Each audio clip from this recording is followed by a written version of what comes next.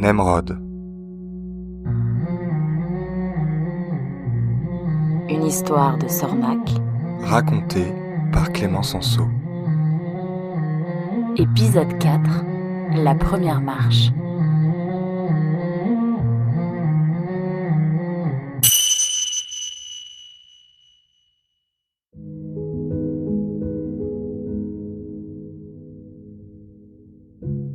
Nemrod avait arrêté de compter les jours. Depuis combien de temps était-il en chemin ? Il avait vu les bourgeons grossir et les fleurs s'épanouir. Il avait voulu y goûter, mais on lui avait défendu. Nourriture de nantis et d'esclaves, tentation du faible, chemin de perdition. Rita n'avait pas de mots assez durs pour les mangeurs de fleurs. Puis l'automne était arrivé. Les 7 marchaient sans dire un mot. Chacun portait une longue tige en bambou, en guise de bâton de marche. Sauf Nemrod, qui s'était trouvé un bâton en bois de houx. On n'entendait que le craquement étouffé des feuilles mortes sous leurs pattes. Le silence n'était rompu que le soir, quand Edmond entamait l'un de ses récits épiques. Il parlait des premiers errants, de leur lutte pour la survie, des chefs d'alors, des grandes victoires, mais aussi des terribles défaites. Contrairement à ce que pensait Nemrod, il y avait toujours eu des errants, même à l'époque d'avant l'éclatant compromis.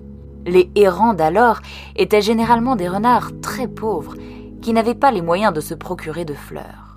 S'ils mangeaient de l'herbe, c'est parce qu'ils n'avaient pas le choix. Les jaunes comme les rouges les chassaient des villages. Personne ne voulait les voir, car officiellement, tout allait très bien et tout le monde pouvait manger à sa faim. Les jaunes disaient que les verts n'existaient que chez les rouges.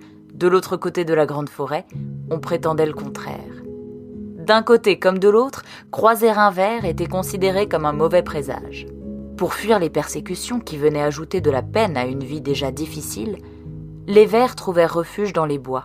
D'année en année, ils s'enfoncèrent plus profondément jusqu'au jour où ceux qui venaient de l'Est et ceux qui venaient de l'Ouest se rencontrèrent. Cet événement est connu, par les vers seulement, sous le nom d'humble jonction. Les vers de l'Ouest et les vers de l'Est se distinguaient par leur accent. Pour éviter la division, Norbert le Silencieux, un vers venu de l'Est, imposa 10 ans de silence à tous les vers de la grande forêt. Ainsi, on ne pouvait plus faire la distinction entre les vers de l'Est et ceux de l'Ouest. Cette décision est à l'origine de la vieille coutume imposant 1 an de silence aux novices. Mais pourtant, Yannick... Aouh ! Un puissant coup de coude interrompit Nemrod. « Tu disais ?» demanda brutalement Rita. Rien. Ah si, je me demandais pourquoi moi j'ai le droit de parler, mais pas Yannick, alors qu'il est arrivé avant moi. Parce que toi, tu n'es pas novice. Tu n'es qu'un simple greffon. Tu n'es pas encore digne que l'on exige quoi que ce soit de toi. Ah bon ? Bon, c'est pas grave, hein. Chacun sa place, comme on dit. Écoute-moi bien, renard, reprit Rita. C'est pas la classe verte ici. Tu n'es pas en vacances et nous ne sommes pas tes amis. Alors ouvre bien tes petites oreilles. Pour l'instant, tu n'es rien. Tu ne sers à rien et tu ne rimes à rien. Et tu ne ressembles à rien, murmura Yannick dans son dos. Mais réjouis-toi, reprit Rita, car cela va bientôt changer. Dès que l'hiver viendra, et il ne saurait tarder, tu commenceras ton instruction. Et ensuite, toi aussi, tu auras le privilège de te taire. Mon instruction ? Qu'est-ce que cela pouvait bien être ? Se demandait Nemrod. Mais il garda le silence pour ne pas énerver Rita encore un peu plus. Virgile servit le dîner et tous allèrent se coucher.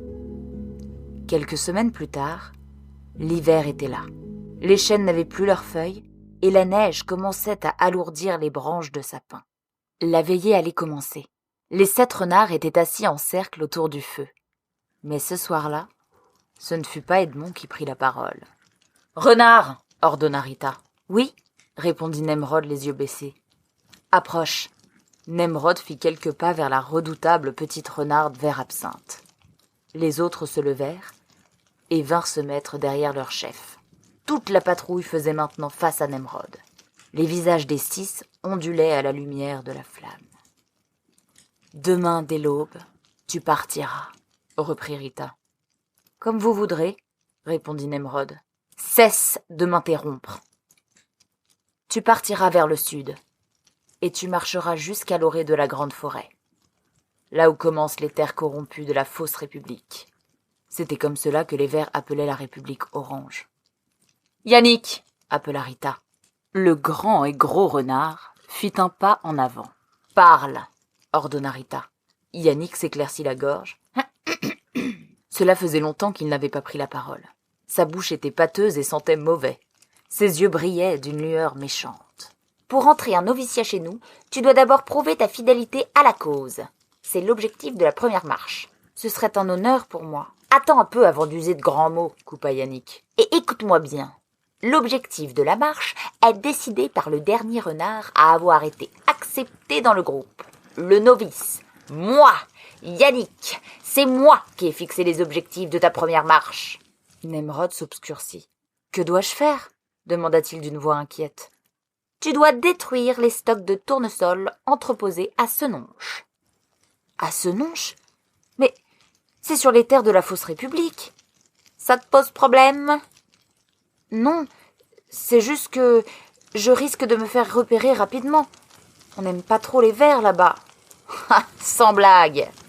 Virgile sortit du rang et fit quelques pas vers Nemrod. Il fourra sa patte dans sa mochila, qu'il vida en quelques poignées pour remplir celle de Nemrod. « Qu'est-ce que c'est ?» demanda Nemrod. « Des coquelicots et des tournesols séchés. Lorsque tu arriveras à la lisière de la grande forêt, il sera temps de les manger. Tu n'auras pas à attendre longtemps pour retrouver ta couleur orange. Une 10 d'heures devrait suffire. Mange-les avant de dormir.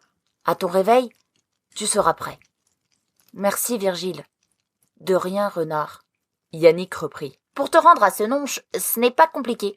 Tu marches vers le sud pendant une 10 de jours. Puis quand tu arrives au lac du Bourdon, tu files vers l'ouest. Encore 1 jour de marche et tu seras sur place. Est-ce que c'est clair ? » ?»« Oui, très clair. »« Bien. Nous ignorons où se trouve précisément l'entrepôt à fleurs. Les chefs oranges se gardent bien de communiquer ce genre d'informations.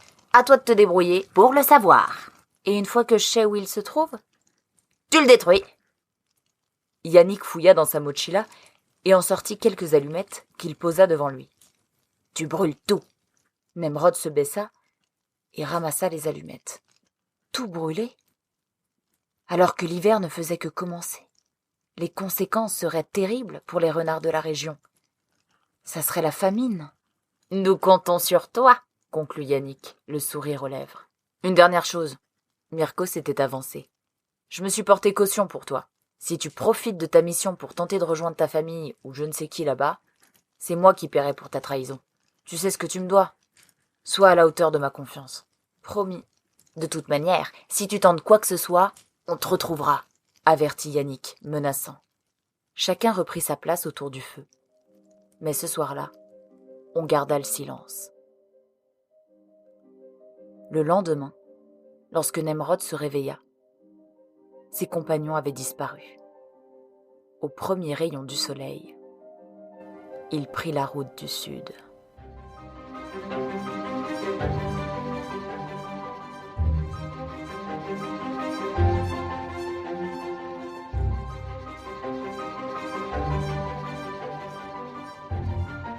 Apple Podcast, Google Podcast, Spotify, Deezer, chaque dimanche, découvrez une nouvelle aventure de Nemrod sur votre application de podcast favorite.